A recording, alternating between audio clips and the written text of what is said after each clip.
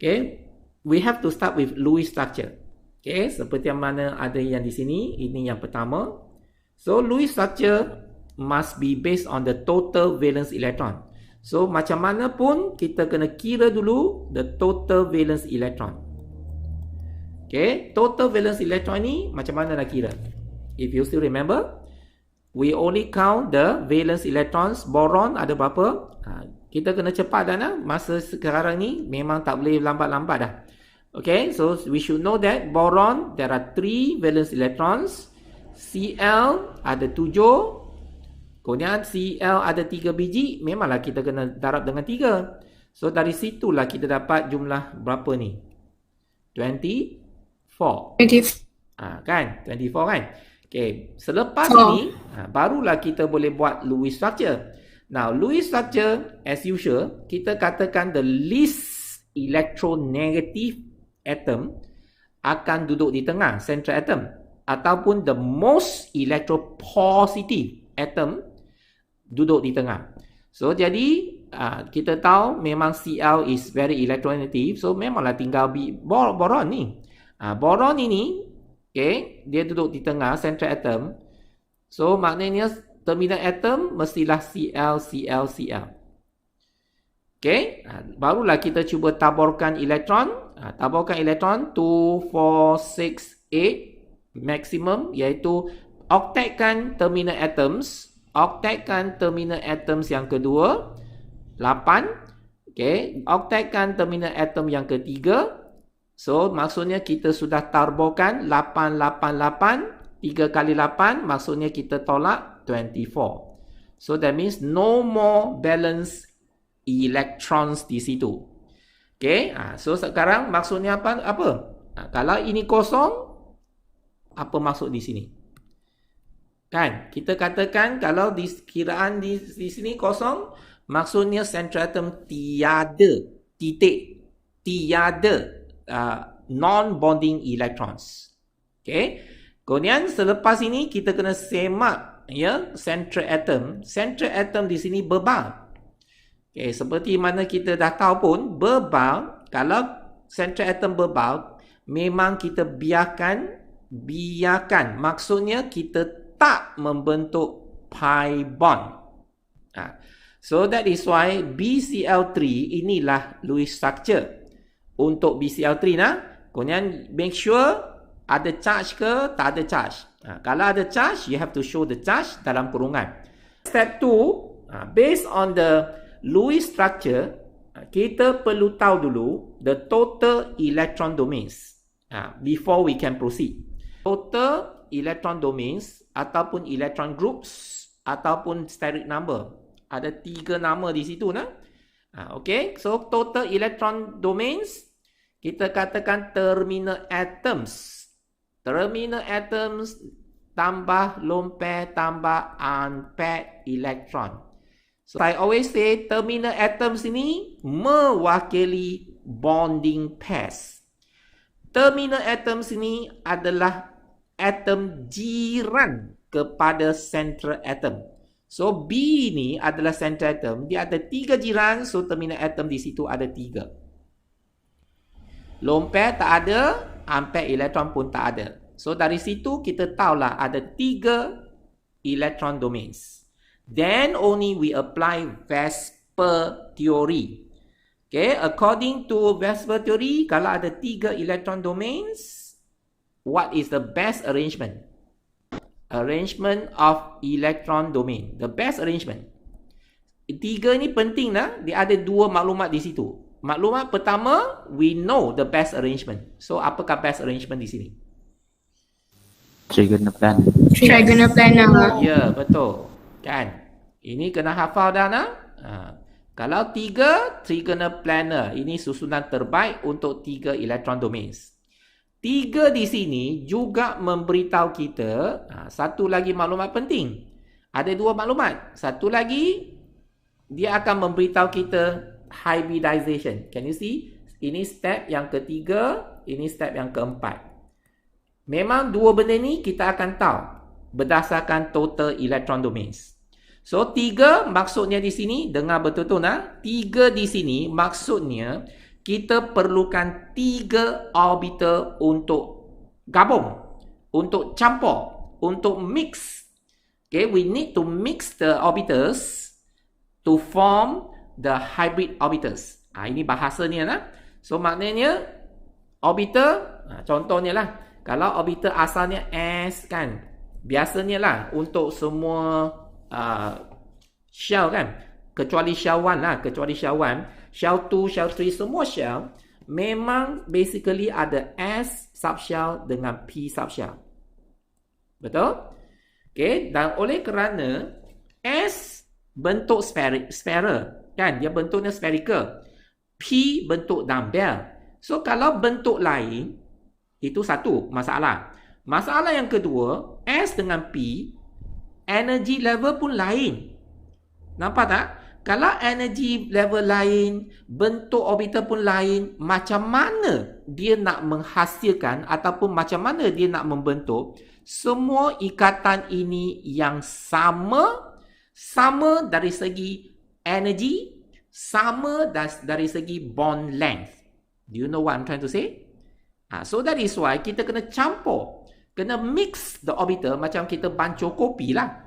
Sebelum kita bancuh kopi, memanglah kita boleh nampak air, ada kopinya, powder kan, tepung kopi, ada gula, memang berasingan. Semua lain-lain kan. So jadi bila kita bancuh, selepas kita bancuh, apa yang kita dapat? Adakah kita masih dapat air? Masih dapat gula? Tak ada kan? Dia akan campur semua sifat mereka kan? So bila kita campur semua sifat mereka, itulah maksudnya orbital hybrid akan terhasil. Bila kita campur, contohnya di sini ada 3 kan, 3 electron domains di sini 3 kan. So maksudnya 3 orbital perlu digabung. So maksudnya kita gabung macam mana? Kita gabung yang pertama, kedua, ketiga lah. Can you see? Kita perlukan 3 orbital ni untuk digabung untuk hybrid. So selepas kita gabung 3 ini, tengok apa yang kita dapat. Okay, gabung 3 saja nak. Gabung 3 saja. Yang keempat masih kekal yang tulin. Ya, okay. So yang gabung ini, tengok 1S terlibat kan? 1S terlibat, so S 1, kuasa 1. Kuasa 1 kita tak tunjuk. Ya. S kuasa 1 tak tunjuk. 1 itu adalah 1 orbital terlibat. P ada 2 orbital terlibat kan? So kalau P 2 orbital terlibat, kita tulis P kuasa 2. So that is why this type of hybridization, we call it sp2 hybridization. So dengan erti kata lain, boron di sini, central atom di sini, dia akan undergo sp2 hybridization. Nampak tak? Do you know what I'm trying to say? So daripada 3 ini, kita boleh tahu the hybridization of boron, central atom lah, okay, is sp2. Kita boleh semak, adakah betul 3 orbital, 1s 2p, 3 kan, jumlah 3. Can you see? So itulah sebabnya ini penting lah. The total electron domains di sini memberitahu kita 2 perkara. Satu, the rangka, skeleton dia, susunan terbaik untuk electron domain, itu satu. Kemudian satu lagi, we also can know how many orbitals are involved in hybridization. Kalau 3, maksudnya ada 1s orbital terlibat, 2p orbital terlibat, kesemuanya 3 orbital terlibat. So itulah sebabnya setiap ini we call it sp2 hybrid orbitals. These are the terms yang kita kena tahu nah. Okay, so far any question before we proceed to selepas kacuk, kita tak nampak lah spherical shape, kita pun tak nampak lah dumbbell shape. Itu maksud dia. So maknanya selepas kacuk, semua orbital tu they will be the same in terms of size, in terms of energy, in terms of shape. Faham? Itu yang kita kena tahu dulu. Okay, next. Selepas ni, then only we go on to Ni, hybridization process. Ini penting. Ini kena tengok soalan soalan nak apa. Kalau soalan nak explain the hybridization process, ingat, dia bukan state tau. State the hybridization. Kalau soalan nak state the hybridization of the central atom, okeylah, ini jawapannya. Ini sp2. State. Kita hanya nyatakan saja sp2. Selesai. Tapi soalan nak hybridization process, then you have to show the ground state, excited state dengan hybridized state. Memang tiga ini kena ada. So sekarang we try to proceed and see. Okay, ingat kita mesti ada ground state. Kena tulis ejakan. Ground state, excited state,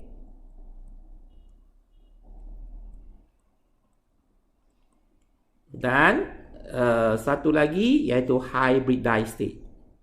B-R-I-D-I-S-E-D. Tengok Jamboard pun malas nak respon dah. Kemudian untuk ini pula, we only show for the central atom bukan untuk semua atom. Okay, ground state, excited state, hybridized state ini untuk central atom. Central atom kita adalah boron. Betul? Okay, boron Kemudian satu lagi yang perlu kita ingat, we are going to show the orbital diagram. Ingat tak orbital diagram? Yang berbentuk kotak-kotak itu orbital diagram kan? Okay, kita hanya tunjuk orbital diagram untuk valence shell. Untuk valence shell, iaitu kita nak tunjuk valence elektron sahaja. Okay, so untuk boron, adakah kita tahu dia shell tu? Itu perkara pertama yang kita kena tahu. Kan boron ada 5 proton number. 5 proton number bukan ke 2.3 kah? Bukan ke ada 2 shell? So 2 shell kita tunjuklah. Ini shell 1, shell 2, shell 2 Shell 2 ada 2s and 2p. Kena label. Tak label, kosong markah. Senang cerita. Okay, kena label shell dia ada 2s dengan 2p. Kemudian sebelum kita masukkan elektron, kan kita kena nak tunjuk valence elektronnya kan. Sebelum kita masukkan valence elektron, ataupun masuk dulu pun tak apalah. Okey, kita tahu ada 3 valence elektron kan. Valence elektron ada 3, masuk dulu. 1, 2, 3, betul? Ya, ini valence elektron dia. Kemudian selepas ini, jangan terlepas pandang pula selepas kita isi begini, kita kena semak balik what is the formal charge of the boron. So formal charge kan kita katakan valence electron tolak dots and line kan. Dots and line. Okay, so sekarang cuba kira. Valence electronnya 3. 3 tolak 3 lines kosong lah kan. So we know that this is zero formal charge. So apa maksud zero formal charge? Zero formal charge maksudnya it is a neutral atom lah. So neutral atom maksudnya bilangan electrons, valence elektronnya kekal 3 lah. Nampak tak? Kalau kosong formal charge, that means itulah valence elektron dia, 3. Tapi kalau dia formal charge-nya negatif, maksudnya kita kena tambah elektron. Kalau formal charge-nya positif, kita kena tolak elektron. Faham Ingatlah.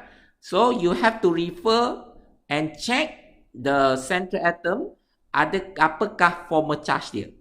Okay, so formal charge 0 di sini maknanya dia atom neutral lah. Neutral memanglah 3 valence electrons. Okay, selesai ground state. This is the ground state for boron. Okay, kemudian excited state pula. Apa maksud excited state? Kan sebelum ni kita dah belajar excited state maksudnya elektron dah lompat ke aras tenaga yang lebih tinggi kan. So ni tengok apa yang ground state di sini, maknanya inilah elektron-elektron pada aras tenaga paling rendah lah. Semua elektron pada aras tenaga paling rendah, tak boleh lebih rendah dah. Inilah yang paling rendah. Maksudnya ground state ini refer kepada configuration, electronic configuration yang mematuhi Aufbau principle, yang mematuhi Pauli exclusion principle, yang mematuhi Hans rule. Kan? Semua kalau dia patuhi semua, memanglah ground state. Tapi sekarang kita nak tengok excited state ni. Maksudnya elektron akan lompat. Kan? So sekarang persoalannya, adakah semua elektron mesti lompat? Semua case. Maksudnya tak kira lah apakah atom, apakah molekul terlibat. Semua dia kita lompat-lompat elektronnya. Itu persoalan pertama. Adakah wajib melompat? Persoalan pertama. Persoalan kedua, okay, berapa akan lompat? Kalau perlu lompat lah. Kalau kita tahu perlu lompat, so berapa elektron perlu lompat? Actually, ini soalan ketiga dah. Soalan kedua, kita nak tahu. Macam mana kita nak tahu elektron itu perlu ataupun tidak perlu lompat? Nampak tak dia ada soalan-soalan begini? Before you ask me, I ask you. Senang cerita. So, macam mana kita nak tahu elektron ni perlu lompat ke, tak perlu lompat ke? Senang saja. Semak balik Lewis structure. You just have to check with the Lewis structure. Okay? Lewis structure ini tengok ada berapa line pada boron. Saya kata line, line. Garisan. Ada berapa garisan pada boron? Nampak tak ada 3 garisan? 3 garisan ni maksudnya boron mesti ada 3 single field orbitals. Faham tak maksud saya? So tengoklah 3 garisan. 3 garisan, kemudian kita semak balik, betul ke boron yang kita lukis ni ada 3 single field ke? Baru 1 saja di sini, nampak tak? Baru 1 saja single field orbitals. Sebab itulah kita katakan di sini elektron mesti lompat. Sebab tak cukup bilangan single field orbitals. Kita perlukan 3. Sebab ada 3 line di situ. Halo, saya dah bagi tahu kan. Nanti jangan pula tanya, how do I know ya? Macam mana saya tahu ya? Kalau Basir tanya soalan begini, saya pancung kepala dia. Nampak sangat tak dengar apa yang saya cakap tahu. Seolah-olah kan saya suruh hafal saja, no? Okay? So now, satu lagi, kita nampak tak di sini ada elektron berpasangan dalam 2s.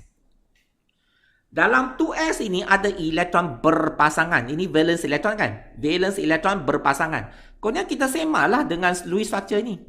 Lewis structure ini ada tak elektron pairs, lone pairs di situ? Ada lone pair ke? Nah, lone pair di sini kosong kan? Tak ada lone pair. Kan? Tak ada lone pair. Maksudnya 2s di sini, dalam orbital 2s, tak boleh elektron berpasangan di situ. Nampak tak ada 2 reason di situ sekarang? Okay? So inilah sebabnya kita mau tak mau, kita mesti ceraikan elektron berpasangan itu. So macam mana ceraikannya? So maknanya salah satu elektron dari 2s mesti lompat masuk 2p lah. Dia tak boleh lompat jauh nak. Janganlah you don't tell me yang S subshell boleh lompat masuk D subshell lah. No such thing lompat pun lompat yang terdekat. Okay, so bila kita tahu dia perlu lompat, dia mestilah masuk 2p. Tapi 2p masuk mana? Nampak tak kenapa dia mesti lompat? Elektron lompat, kita nak membentuk 3 single field orbitals. So elektron perlu lompat ke mana? You tell me. Guna logik sekarang. Elektron perlu lompat ke mana? Tengah. Okay. Apa? Kita lukis dulu. Ini 2s, 2p kan? 2s, 2p. Label dulu. 2s, 2p. Salah satu elektron dah lompat, tinggal satu dalam 2s. Betul? Kemudian 2p asalnya memang dah ada satu di situ. So sekarang, elektron kedua 2s itu masuk mana? Supaya kita nak buat 3 single field orbitals. Bukan ke mesti masuk sini. Nampak logik? Lompat. Kan? Selepas elektron lompat, so the state here, we call it excited state lah. Apa yang susah tu? Nampak tu? Okay? Lepas ini, now we only talk about hybridized state.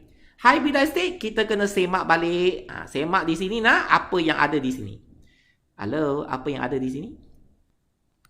Kan, kita dah buat berapa orbital terlibat. Bukan ikut suka hati nak. Kita kena berdasarkan total electron domains di sini. So, dari sini kita dah tahu sp2 hybridization. Maksudnya, kita akan melibatkan satu s orbital dengan 2 p orbitals untuk hybrid. Satu s maknanya ini dengan 2 ini akan gabung kan? Gabungkan 3 ni, gabungkan 3 kotak ini, kita dapat apa? Gabungkan 3 kotak, rapatkan 3 kotak. This is why called hybrid lah. Hybrid kan kacuk. Kacuk maknanya kita campurkan. Campur, so maknanya rapatkan 3 orbital. So, adakah kita tinggal satu lagi yang tak terlibat? Yes or no? Kan? So, yang telah gabung ini, sudah jadi apa? 1S terlibat, 2P terlibat. SP2. Itulah sebabnya SP2 di sini. So, elektronnya kekal ya. Jangan ubah elektronnya. Elektron masih satu kan? Setiap orbital satu elektron. So, now you check again. Adakah betul ada 3 single field orbitals untuk membentuk 3 lines tadi? Kan tadi saya dah kata one line, one single field orbitals. So, ada 3 lines, mesti ada 3 single field orbitals. Okay, yang ini 2p.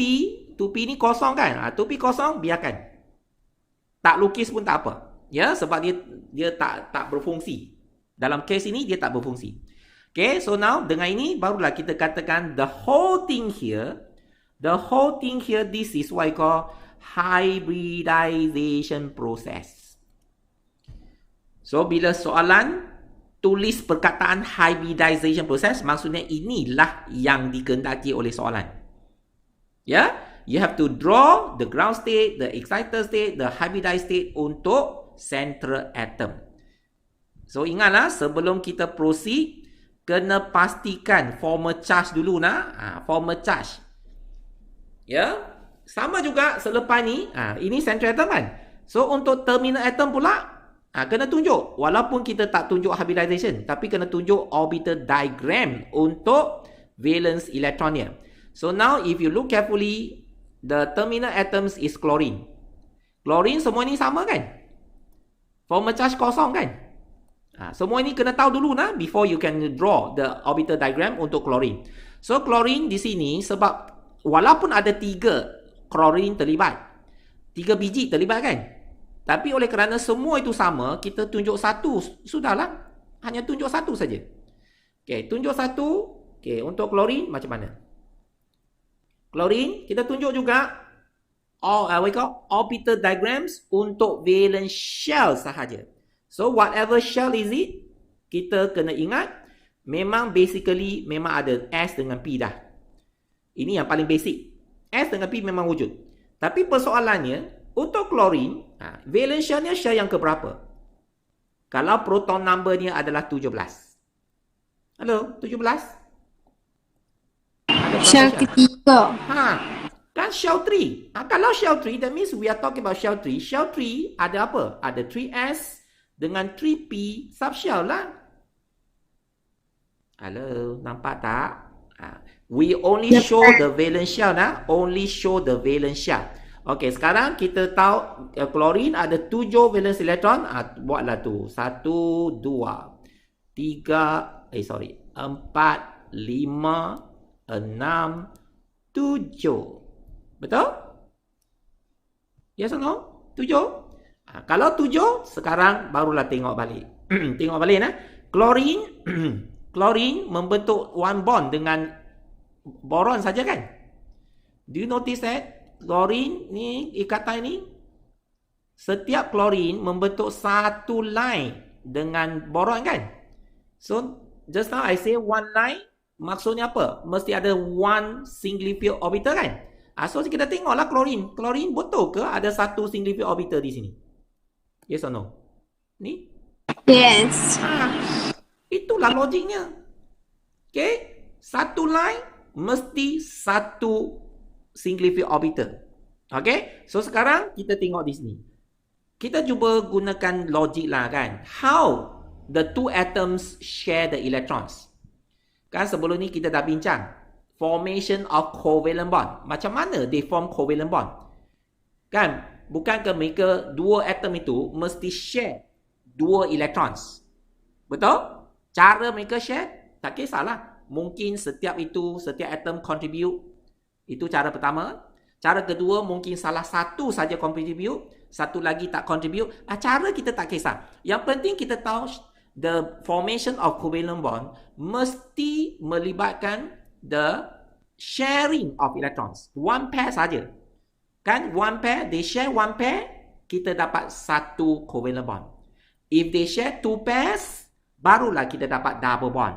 If they share three pairs, barulah kita dapat triple bond. Nampak tak? So sekarang di sini kan satu garisan saja, single bond saja. Single bond memanglah satu saja ni. Klorin, nampak tak klorin ni satu saja. Ini klorin satu saja. Kan? So klorin, setiap klorin ni nampak tak dia akan sharing elektron dengan ini, boron. Betul tak? Single field orbital klorin dengan single field orbital boron, they will share, they will overlap. Itulah sebabnya kita kena faham satu di sini lah. Covalent bonding sebelum ni kita hanya kata okay, sharing of electron, selesai. Tak ada. Sekarang we have to bear in mind to form covalent bond, memang dia akan melibatkan the orbital overlapping. Orbital overlapping. Maksudnya orbital Cl akan overlap dengan orbital boron. This is why called orbital overlapping lah. Selepas mereka overlap, apakah jumlah elektron dia? Satu di sini, kan jumlahnya dua. So this is why called they share a pair of electrons. Boleh nak? Okay, so maknanya dah sampai tahap hybridization process selesai. We go on to orbital overlapping. Now, orbital overlapping macam tadi saya katalah, formation of covalent bond memang melibatkan orbital overlapping between the two atoms. Okay, atom A orbitalnya akan overlap dengan atom B orbitalnya. Faham tak? Itu maksudnya orbital overlapping. So sekarang kita nak tunjuk, atom-atom itu overlap orbitals mereka. Kita nak tunjuk lah. So macam nak tunjuk? Senang juga. Kalau if you follow closely. Dengar ya. Try to follow what I'm trying to say. Okay, biasanya kita mula dengan central atom. Kita kena sembah balik ini. Central atom kan kita tahu susunan trigonal planar. Dah ingat di situ. Sekarang saya nak bagi tahu apa yang kita cerita ini, elektron domain ini satu elektron domain merupakan satu orbital hybrid. Ingat di situ. Satu orbital hybrid merupakan satu elektron domain. Benda yang sama benda yang sama. Okay, so maksudnya sekarang di sini trigonal planar ni adalah susunan terbaik untuk orbital hybrid. Are you following? Dan orbital hybrid yang terlibat adalah sp3. Okay, so kita tunjuk yang ini dulu. Tunjuk yang ini. Okay, mula dengan boron. Boron. Kemudian kita tahu ada 3 orbital hybrid sp2. Susunan mereka adalah trigonal planar. Buatlah trigonal planar. Kalau top view, kita buat top view boleh. Kenapa saya kata boleh buat top view? Sebab ini kosong. Ini kosong. 2p orbital ni kosong untuk boron. Okay, kalau dia tak kosong, kita tak boleh draw top view ingat di situ. Kalau dia tak kosong, kita kena draw side view. So untuk case ini 2p kosong, so bolehlah draw top view. Okay, top view kita buatlah. Ini hybrid orbital pertama, hybrid orbital kedua kan. Trigonal planar Hello. Wait.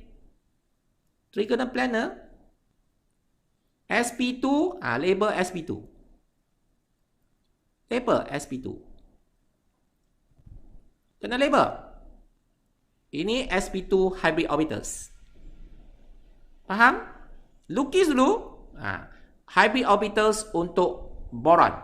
Kemudian unhybrid orbitals di sini 2p kosong kan? Kosong maknanya kita boleh abaikan. Kalau tak kosong, kita kena pastikan unhybrid orbitals ini unhybrid orbitals unhybrid orbitals dengan hybrid orbitals, they must be perpendicular to one another.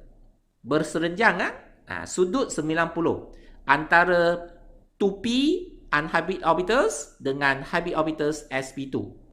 Okay, itu peringatan yang penting. Okay, so sekarang dah habis selesai central atom, barulah kita cuba isi klorin. Klorin, tengok di sini klorin. Klorin gunakan orbital jenis apa untuk overlap? Do you notice it is p orbital, 3p? 3p kan? 3p kan? P orbitals.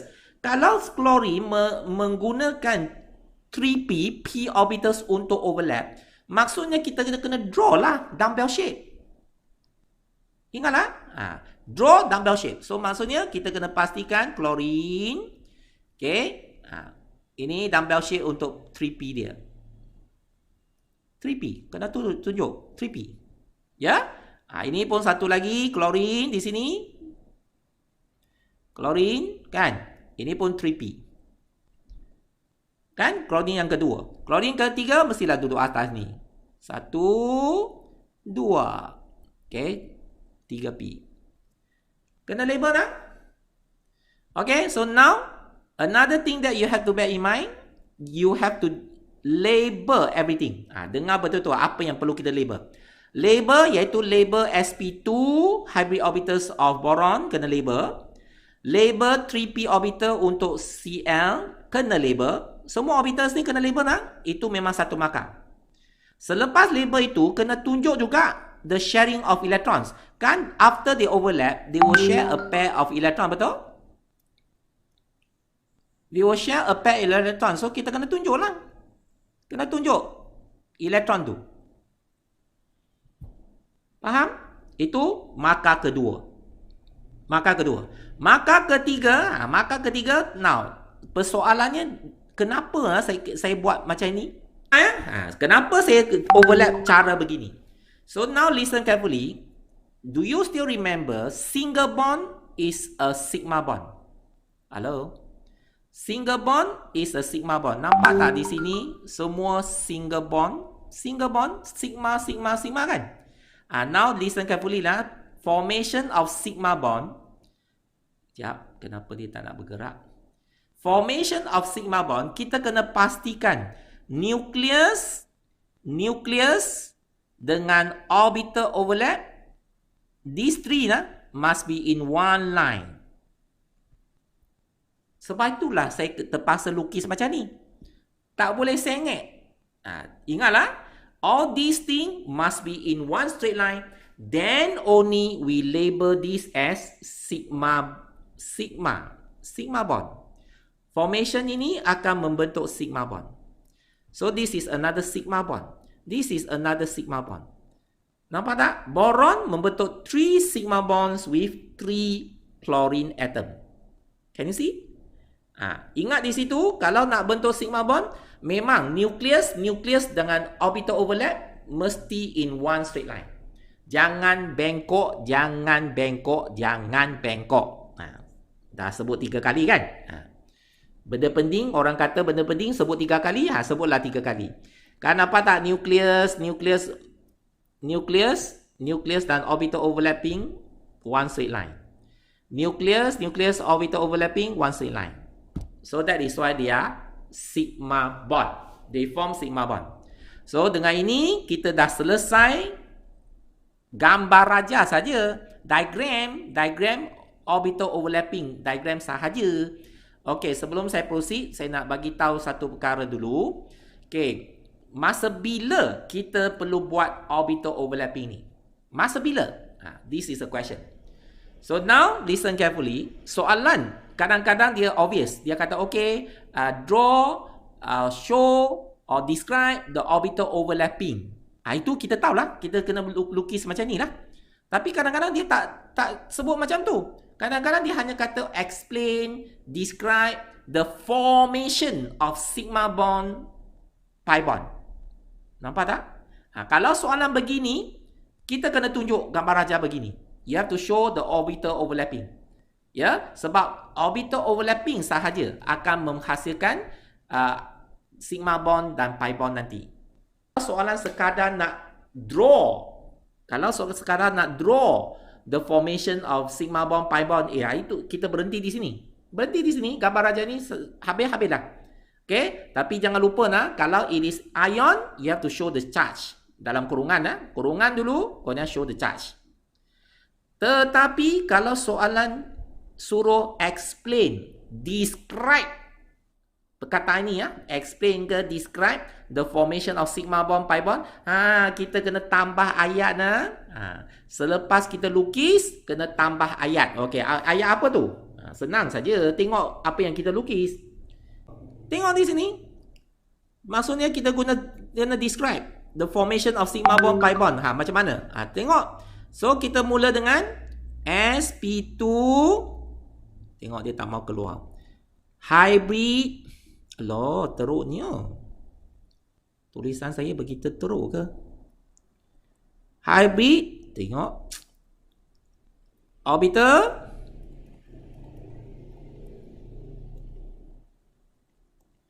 Of boron. Nampak tak? Kan sekarang let's say lah we try to describe this.